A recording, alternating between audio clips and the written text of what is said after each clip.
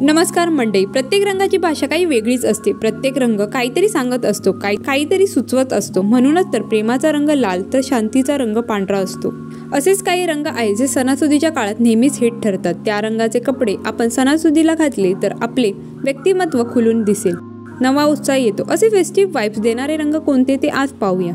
आणि त्या रंगाच्या साड्या किंवा कुर्ते गौरी गणपती दरम्यान घालण्यासाठी तुमच्याकडे तयार ठेवा।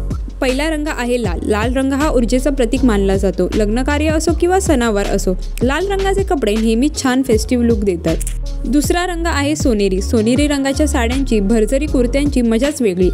गोल्डन रंगाची एखादी तरी साडी आपल्याकडे असावीच। तिसरा रंग आहे हिरवा। हिरवा रंग हा समृद्धीचे प्रतीक मानला जातो। गौरी गणपतीच्या काळात एक दिवस तरी हिरवी साडी नेसाच। निळाशा रंगाची तर मजाच वेगळी। लग्न सराई सणावाराला जसा निळा रंगाचा पोशाख शोभून दिसतो, तसंच अगदी फॉर्मल ऑफिस पार्ट्यांसाठी निळा रंग आवर्जून घेतला जातो।